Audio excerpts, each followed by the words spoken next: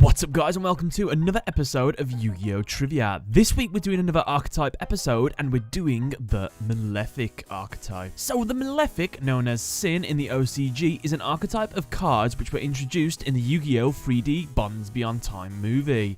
They are used by Paradox and are almost exclusively corrupt versions of existing monsters. Paradox claims that these cards are the most powerful cards in history due to the fact they aren't bound to normal summoning rules. Almost all Malefic monsters are special summoned by banishing their original form from the deck or extra deck. They share three aspects with the Earthbound Immortal archetype. Both archetypes consist of dark attribute monsters, only one of them can be on the field at a time, and they destroy themselves if a field spell is not present. Many Malefic monsters have mechanical looking pieces of their body, which are made of a mix of white, grey and black metal. Their faces have masks similar to that of Paradox, with the right side black and the left side white. However, Malefic Cyber End Dragon has his far right head black and his far left head white.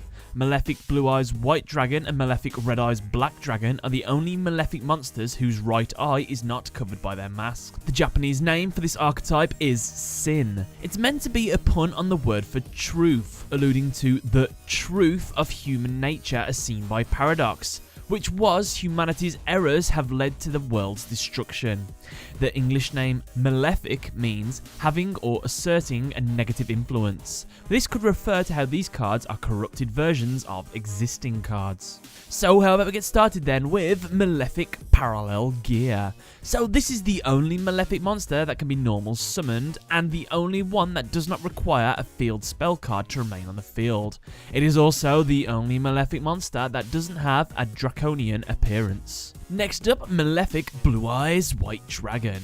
So this is of course the Malefic version of the Blue Eyes White Dragon. This card is the mentioned Blue Eyes effect monster in the advertisements for Duelist Pack Kaiba. Ironically, Kaiba never actually used it, since Blue Eyes White Dragon was actually stolen from him by Paradox and transformed into this card. This card and Malefic Red Eyes Black Dragon are the only Malefic counterparts whose right eye is not covered by their masks. This is not evident from the art of Malefic Red Eyes Black Dragon, but it is from the movie. This card and Blue Eyes Chaos Max Dragon are the only dark Blue Eyes monsters. Wait, what? There's a card called Blue Eyes Chaos Max Dragon. Oh my god, I have to see this. Oh wow! Whoa! Oh wait a minute! What? That's awesome! It's like a ritual monster with 4,000 attack, and it doubles piercing damage. Holy hell, that's awesome!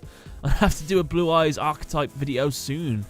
But, yeah. Anyway, back to the Malefic monsters. So the Malefic Blue Eyes White Dragon was the first Malefic monster to be released in the TCG. This card's artwork resembles that of the original artwork of Red Eyes Black Dragon. Speaking of Malefic Red Eyes Black Dragon, this is the Malefic version of, you guessed it, the Red Eyes Black Dragon. This card's regular counterpart is the only one of the non-Malefic counterparts that has the same attribute as its Malefic counterpart. And this card's artwork resembles that of the original artwork of Blue Eyes White Dragon. You're going to notice a theme here. Some of the cards look like other cards' original forms. It's crazy. Next up, my favourite one, Malefic Cyber End Dragon. This is the Malefic version of the Cyber End Dragon. This card and Cyber End Dragon share the highest attack among the members of the Cyber Dragon archetype. This card and Malefic Stardust Dragon are currently the only Malefic counterparts to use monsters from the extra deck rather than the main deck for their summoning, which makes them super splashable. Unlike that monster, however, this card has no effects beyond the standard Malefic effects, which is a shame because it'd be really awesome if it had the piercing effect. I'm pretty sure it still had the piercing effect in the film as well. Never mind. This card and Malefic Parallel Gear are the only machine-type Malefic monsters. In fact, they're the only Malefic monsters that are not a dragon type. The helmets on each of the monsters' heads bears a striking similarity to the armor of Malefic Blue Eyes White Dragon, Malefic Rainbow Dragon, and Malefic Red Eyes Black Dragon. And this card's artwork resembles that of the artwork of Rainbow Dragon. Next up, Malefic Rainbow Dragon. So this is of course the Malefic counterpart to the Rainbow Dragon. This makes it the second counterpart to the Rainbow Dragon, the first being Rainbow Dark Dragon.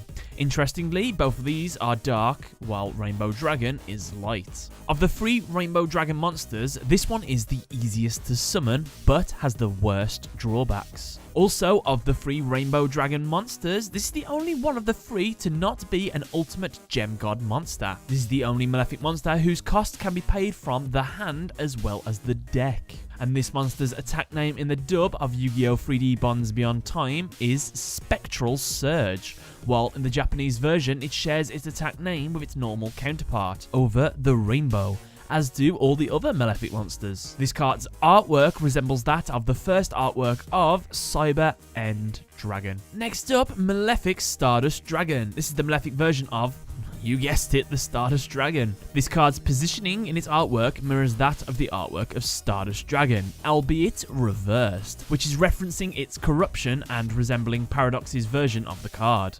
Also, its positioning bears some resemblance to that of the artwork of Red Dragon Archfiend.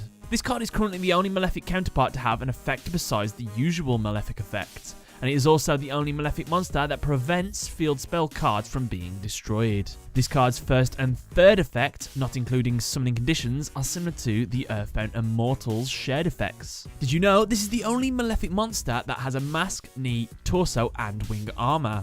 All the other Malefic monsters have only mask and wing armor. Also, this is the only variation of Stardust Dragon that is a dark monster, and this is the second Malefic monster to be released in the TCG.